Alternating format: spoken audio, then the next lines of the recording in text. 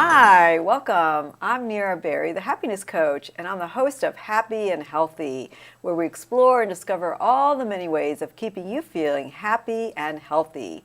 And make sure you stay till the end to watch my Good to Know segment, where I've always got something to share that's good to know.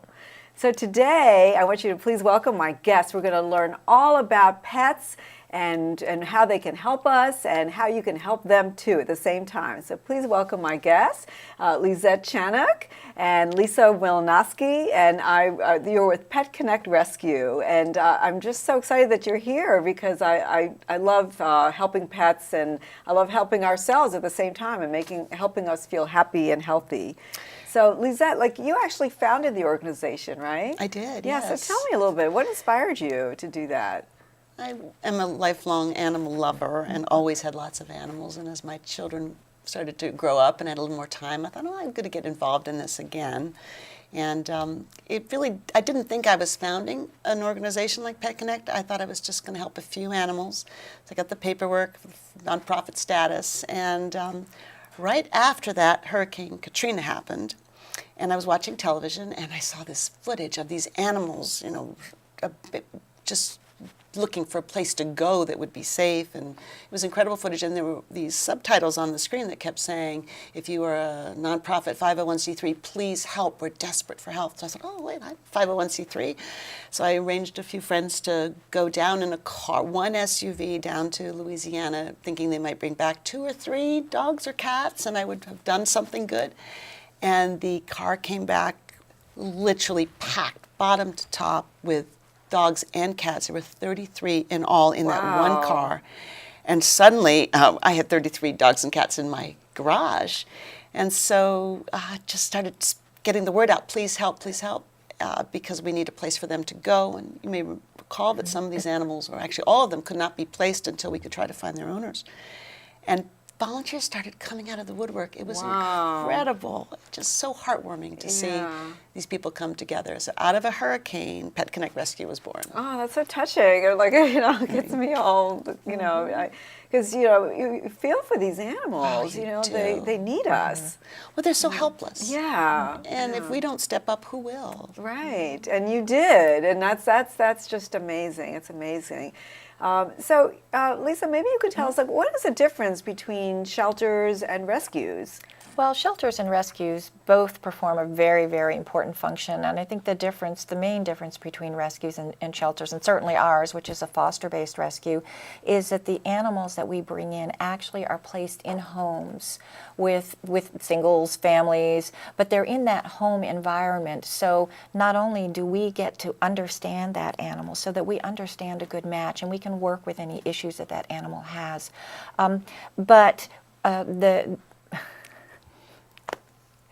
So I would say one of the major differences between shelters and rescues, especially a foster-based rescue like ours, is that we take the animals into a home environment. So we're able to get them ready to be in a home environment when they find the perfect family, as well as we have an opportunity to understand the animal, work with any issues that animal has, so that the animal is really ready to go into a forever home. And then when we have somebody come to meet that animal, we can really tell whether that's going to be a good match. I mean, our goal is to make sure that animal is placed in its forever home, that family is going to keep that cat or that dog forever. And so by placing them in a home environment, we have a much better chance of that.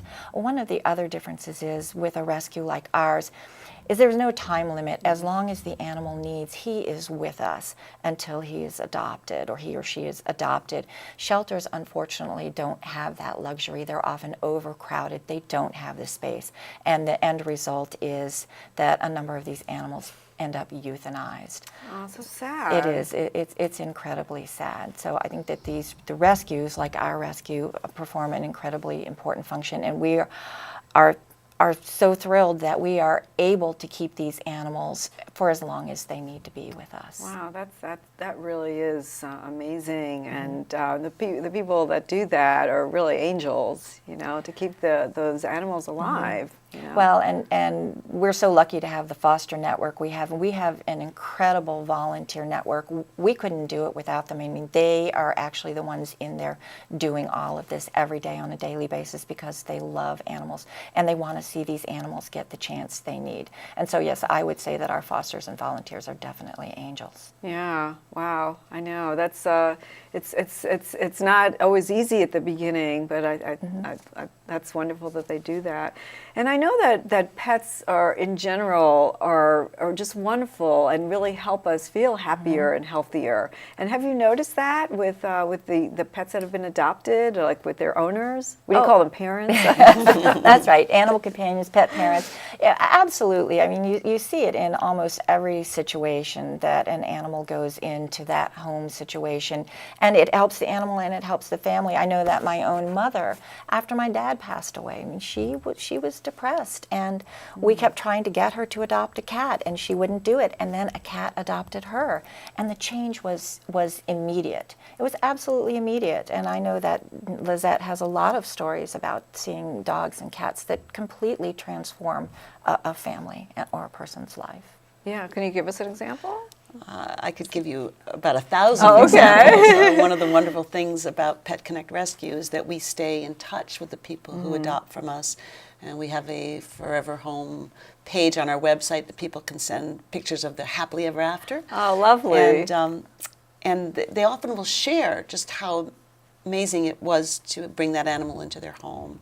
So more specifically, I was thinking about this today before coming here. One of my favorite stories is we call the dog in the box. It was a little small dog about this size who was put in a cardboard box that was taped shut and left in front of a police station. And obviously, it's very sad, place for that poor little dog to be. Went to the shelter. We pulled the dog from the shelter, brought him into rescue, and this family came forward and adopted him. And in particular, there was the mom had lots of health problems.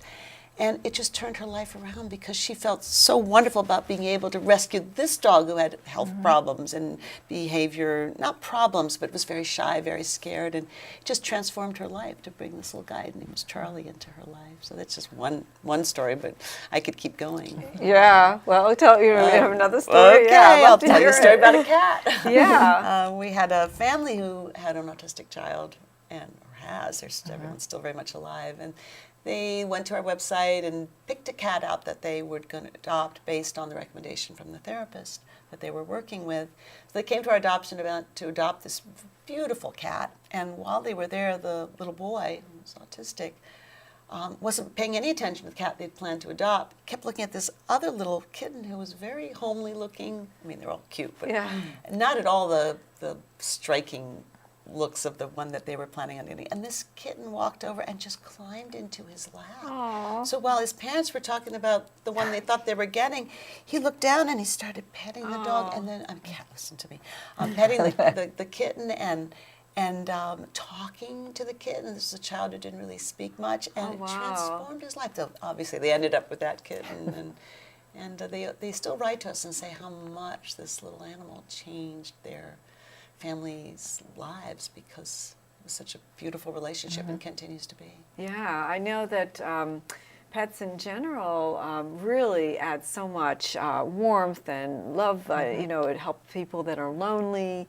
And I know a friend of mine who takes her dog to the hospital and does a little like pet therapy. Absolutely. And the people that just come, she brings her, and people just pet the dog, and some of them hug the dog, and it really gives them such comfort, and it's amazing how pets can really add to our lives. No, I completely agree. I mean, I always say a house becomes a home when you add a Yeah. little four-legged creature into the mix. Yeah. And I think just one other thing I want to add is that just your own pet can make a difference in the community, because often you'll have these dogs or cats that are calm that go into school or library situations, and you have children who are afraid to read in front of the class, who are afraid to do any of these sort of things in front of a class, but they'll sit there and they'll read to a dog or they'll read to a cat. It gives them confidence and comfort because they know that this animal is there, is not going to judge them, is not going to make them nervous. So it really helps these children often make a breakthrough. Yeah, so it's from a whole spectrum, from the young Yes. to old to, Absolutely. health Absolutely. and not, it's wonderful. What are some of the myths that that people might not want to, rescue a dog?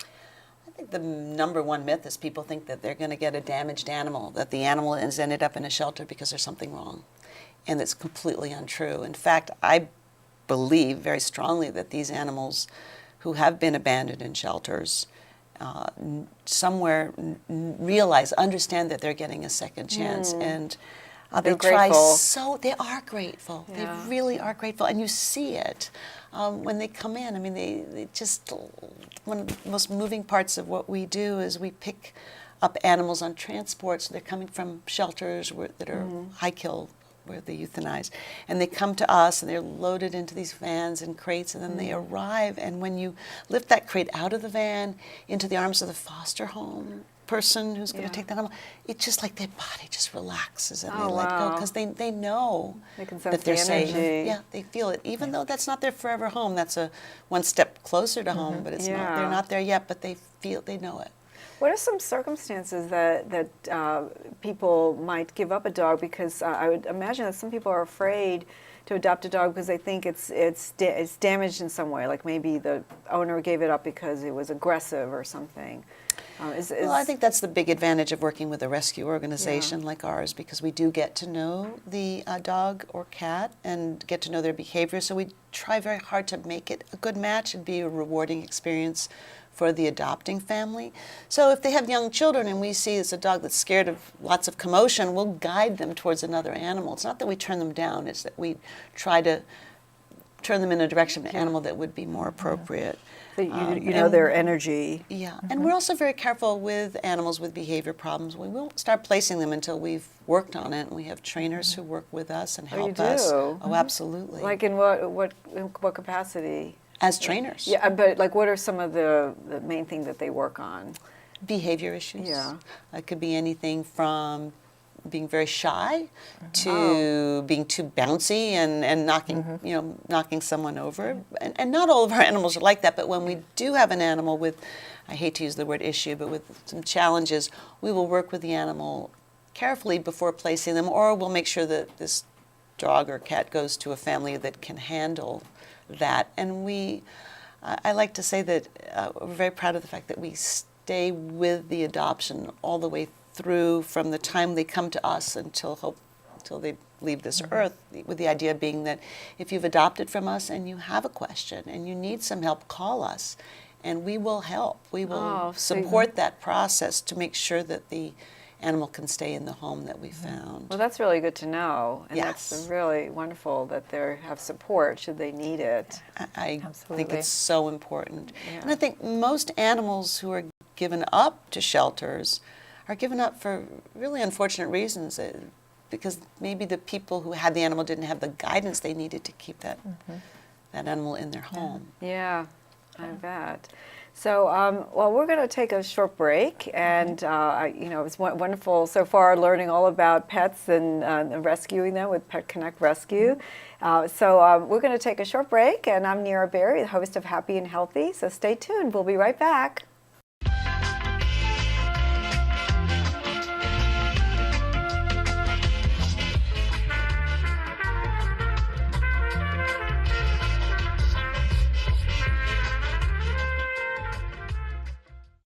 Hi, welcome back. I'm Nira Berry, your host of Happy and Healthy, and we're going to continue speaking about PetConnect Rescue and just rescuing dogs and cats and any pets in general. And first, I want to introduce also our dog of the actual program today, who was rescued. His name is Johnnie Walker. Say hello, Johnnie. Hello. He's been so sweet and just sitting here on your lap. So tell me about Johnnie.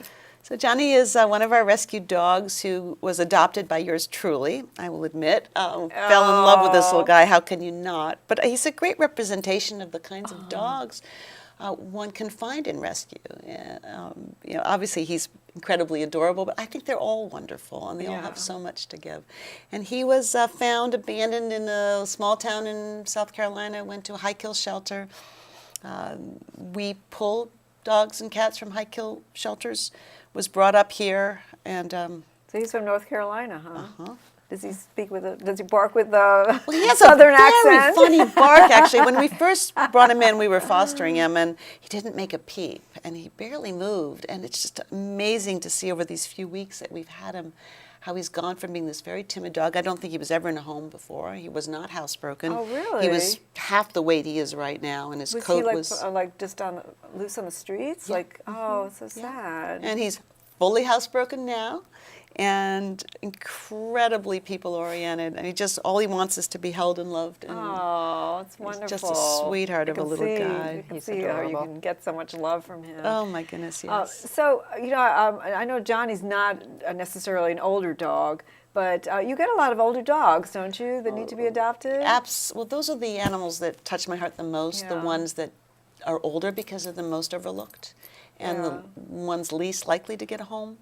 And we actually started a senior pet program very recently. Oh. And the idea being that these older animals have so much to offer in different ways. Because they're older, they tend to be quieter.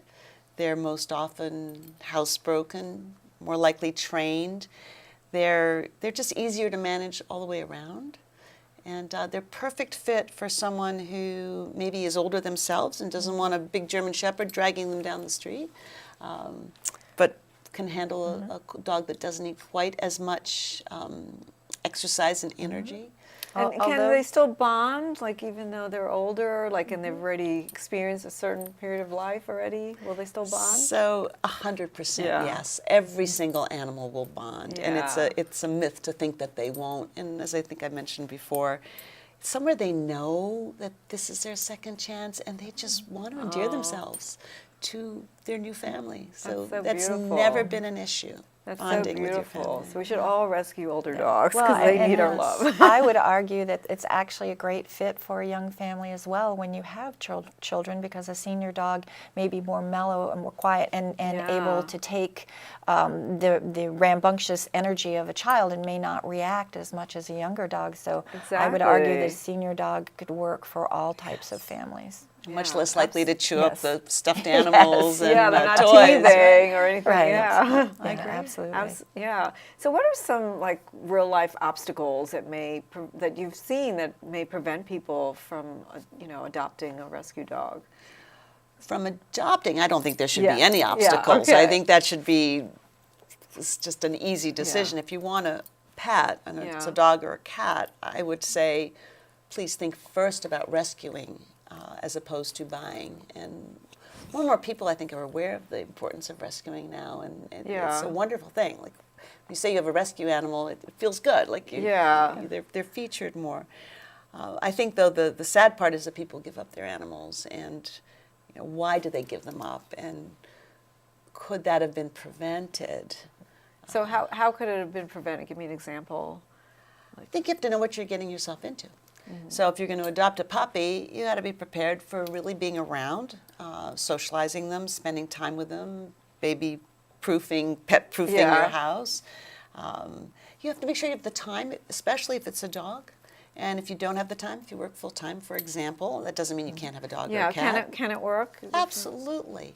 But it's kind of like having a child. Like you just can't leave them alone all day, Yeah. especially if it's a dog. A cat is more independent, so can manage that much better than a dog. But if you're going to have a dog, you want to be sure that you build in a structure so that he or she can go to a doggy daycare, or Yeah. they go to the neighbor's house. There's a way or- of doing it, or getting a walker. Or There somebody you to come go. and walk. There you go. I've seen some walkers going through a neighborhood with like 15 dogs. Yeah.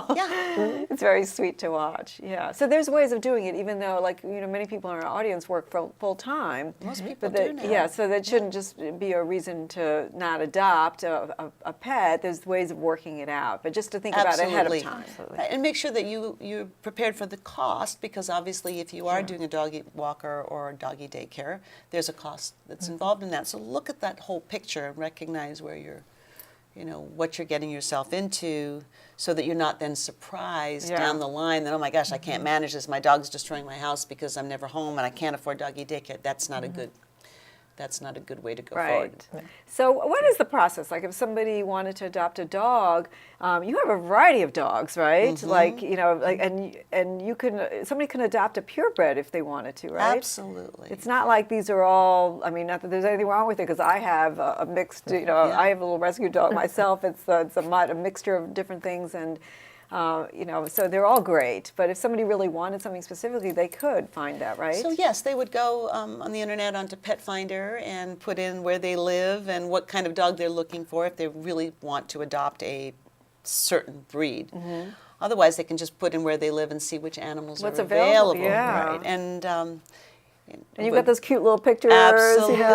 so, A picture speaks 1,000 words, yeah. and we have volunteers who take those pictures and Yeah. we make sure they really will draw people in, Yeah. because they all have so much to offer. They do, really they do. Yeah, just looking into Johnnie Walker's eyes, that he's so sweet, that just looking at those eyes, Yeah. I can see why you ended up adopting him. So I You do melt want into to them. throw in one little scientific thing here, is that there's actually been a study done that talks about humans and their dogs bonding, Yeah. and that essentially if they look into each other's eyes for 5 minutes or more, it releases oxytocin in the brain, which is like the feel-good or love hormone, which creates a stronger bond between the human and the dog. So I'm sure Lizette has spent a lot of time looking into Johnnie Walker's eyes and helped create an incredible bond between the two of them. So I just found that that's sort of I a love that. Yeah, it's a fascinating great, fact. it's a Yeah. great little statistic. Yeah, and I know that for humans, to make eye contact, that they really bond as well. And I didn't know that carried over to pets too, to Absolutely, animals. I know. So great. It's all So about the it eyes, is. It's right? all about that Yeah. connection. Yeah, all it's- about that connection. oh, that's, the love connection. Yeah. So which pets get adopted the most? Well, that's an interesting question because different people are looking for Yeah. different things. I think the ones most overlooked are the older ones, and probably the ones most rapidly picked up are the puppies and the kittens because Yeah. they're so cute and so adorable. But as I said before, I think they're all Yeah. cute and adorable. So what would be like the process if somebody wanted to adopt? Well, If they they're- found they're- the picture. Yeah, you could go two different directions. You Yeah. could go to a shelter where you walk in, you see all the animals in cages, and you see one and you meet it in a little meeting area and you make that decision. Or you go online and you look for rescue groups, and then you go and meet the animal. You apply first in our case, you just go to our website, fill out a very simple application. We don't do a lot of paperwork initially. Actually, never. But then the next step would be to go and do a meet and greet. And then if it's a good connection and you've looked into that animal's eyes for 5 minutes and you've made that bond and you really want that animal, then we go forward we do vet checks and we make sure that the family who's adopting or the person adopting is ready for what they're taking on. And then they just file an official application and they get the animal. We don't adopt them from adoption events because we think it's very easy to walk past some adorable animals and think, oh, I want that dog. I'm Yeah. going to take him home and not really think it through. So we encourage people to, take a few days, be sure they're ready for this and that that's the right fit for them. That they understand the responsibility. A lot of times they Yeah. buy pets for their children, Right. and the children may not be ready. That's not a good idea. know.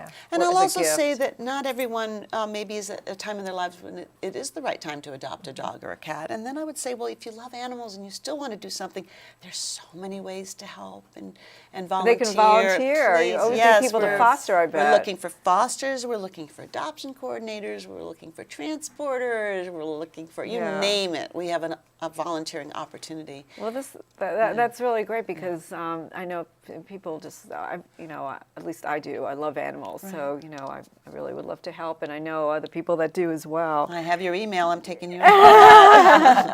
So if you do adopt a rescue dog, and sometimes you know the previous name, sometimes you don't. But if they have a previous name, like do people, does it matter if they keep the original name or? It's totally fine. It's whatever the family wants Yeah. to do. If the dog's been in foster care for a while and his name was, Fluffy, and then you want to change the dog's name to Hercules, let's say, you Yeah. start calling the dog Fluffy Hercules, Yeah, and then yeah. you slowly drop the Fluffy, and it becomes Hercules. But you can So there's a absolutely- process. Yeah, but it's fine. You pick the name that you want. I don't think cats really care. It's not all that often that you Let's see a just be cat is going honest. to respond to its name. It's going to respond to the fact that you're shaking the treat jar. So I would say with cats, it's probably easier. I see people change Yeah. the names of cats all the time, and I sometimes feel they're more reluctant for some reason to change the name of the dog. But people with cats, they seem perfectly comfortable Yeah. changing the name, and I think that's fine. So can you give the website? PetConnectrescue.org. Okay. And I will encourage everyone to come to our website and to step up. There's, as I say, there's so many ways to help. It could be something like donating $10, and it could be doing a lemonade stand with your kids to raise funds for these animals, or doing a drive to collect collars, leashes, beds, blankets, you Or name maybe it. foster a pet. Fostering's wonderful. Adopting's Yeah. wonderful. As I That's say, there's a wonderful. place for everybody. If you love animals, Great. please step up. So I'm just curious, how many pets do you each own? Like, how many pets do you own? I'm going to let Lizette I go have- first. This is number 5 Number of my 5. dogs. We have 3 cats, and I have a horse.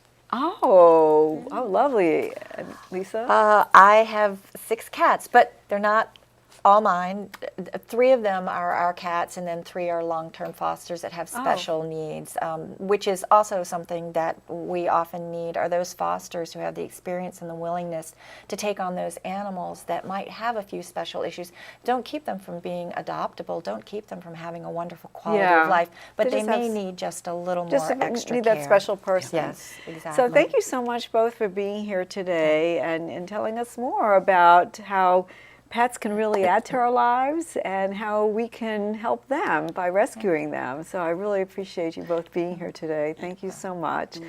So I'm Nira Berry, the host of Happy and Healthy, and stay tuned for our next segment of What's Good to Know. So stay tuned.